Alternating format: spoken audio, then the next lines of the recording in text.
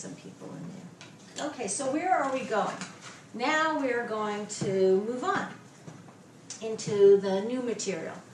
And the new material is called meta-program patterns.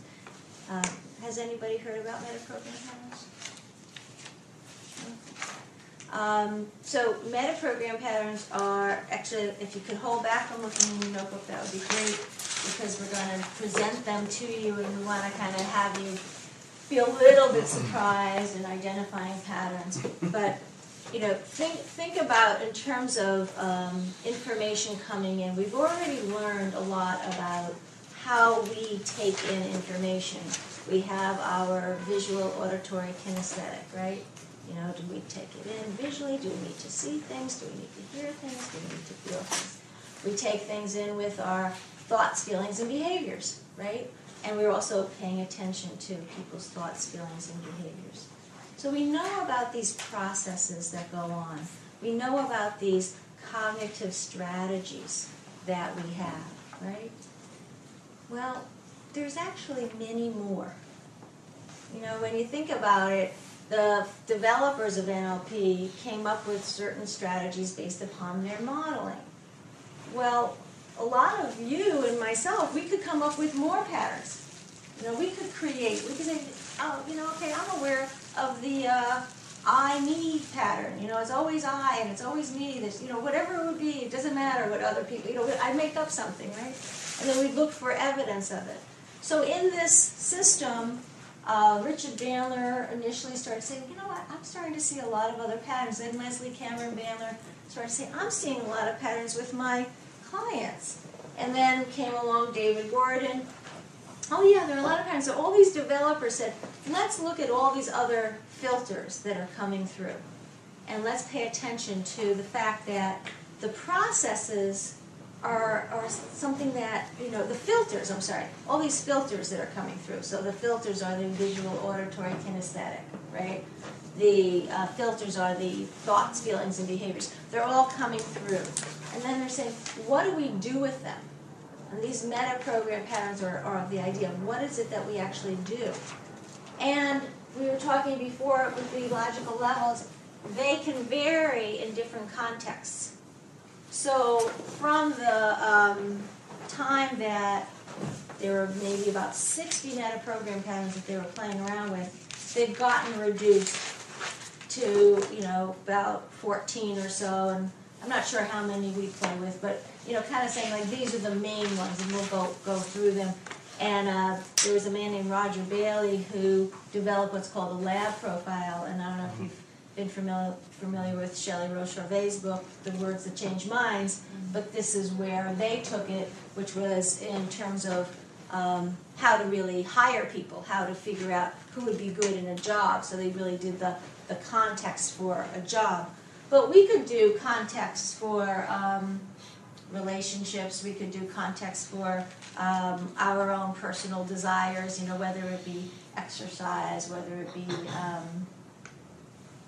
how to eat right, you know, some kind of personal thing. It could be the context of business, it could be the context of family, it could be the context of hobbies, right? You could sort of say, where do different things show up? So we're going to explore that, and I actually asked Dave to do the first pattern with you all, so that he gets an opportunity to present. And so this is going to be your opportunity to sit back, listen, but know that he's going to be introducing a new pattern. You know, maybe it will be real obvious to you, but it will be very simple once he explains it. It will be real simple. And basically what we'll do is we'll be playing with these patterns today. We'll be working as groups and doing exercises all through the day, kind of learning these meta-program patterns. Okay, so Dave, you ready? Trying to hook myself up. I think mentally I'm ready. Technology-wise, I don't know yet. Am I on? You're Okay, on. I'm on. Okay, cross the path of training. Thank you. Okay, interesting to be in this position. as opposed to being in that position over there. The part that I'm going to talk today is about primary sorts. I don't know, has anybody really looked forward into what primary sorts actually are? Has anybody read ahead on that? Well, that's actually really good. So if you could just like... Didn't know what was gonna happen today.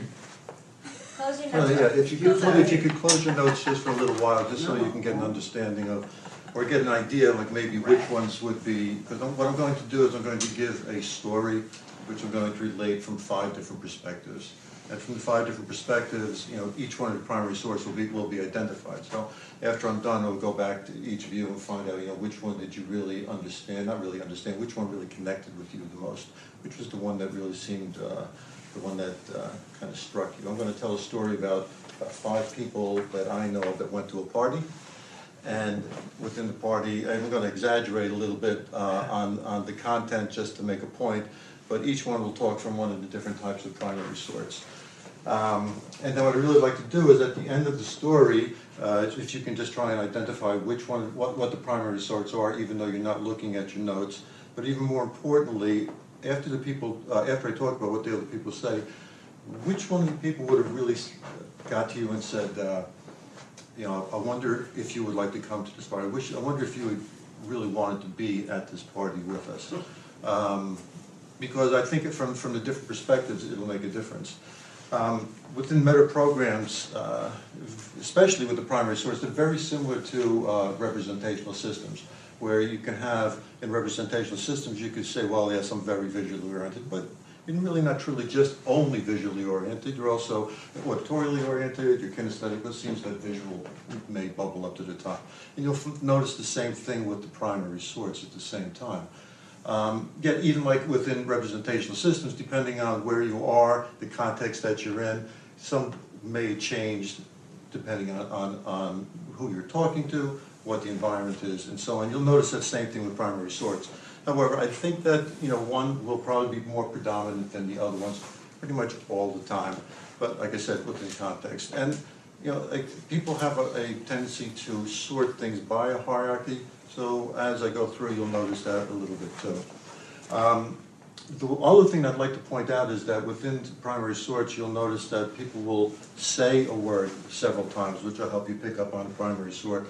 They will also mark things out either with like a gesture or with a tone. They might really say, make a gesture that, or not a gesture, but a tone that really that says, you know, this is really what I'm talking about at this time. Really mark it out tonality.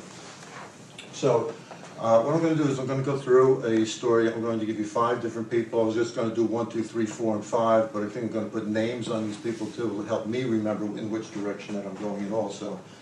And I'll write them on the board, and then once I'm done, what I'd like to do is come back and ask everybody which, for the first person, what was that person really talking about? What was their main point within the conversation?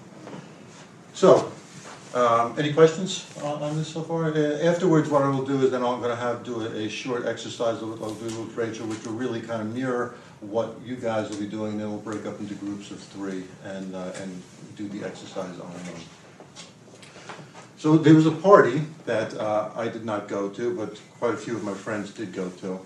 And the first person that went to the party, her name is Lisa. It's actually my sister-in-law. Lisa, actually she went with her husband, Doug.